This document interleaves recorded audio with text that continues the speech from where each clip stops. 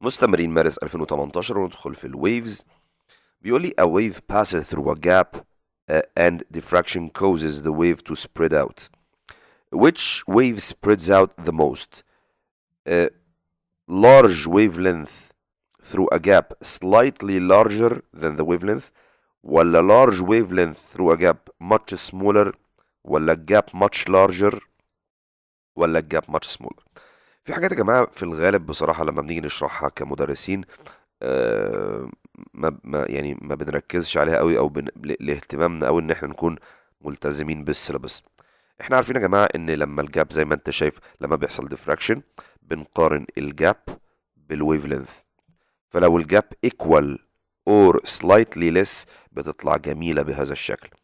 خليني اقول لك مش بس equal or slightly less او slightly wider، يعني لو الجاب دي wider حاجة بسيطة او smaller حاجة بسيطة هتطلع جميلة بالشكل ده واحسن سبريد.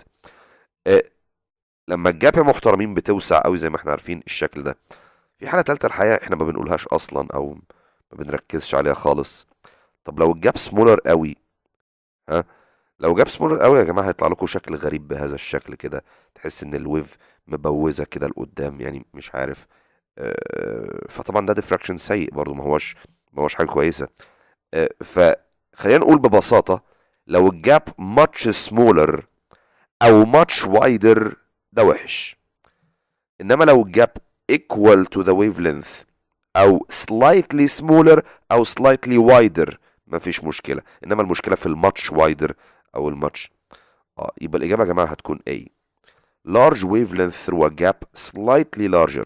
much smaller تديك diffraction وحش، much larger تديك diffraction وحش، كذلك much smaller تديك diffraction مش كويس. الإجابة هتكون A.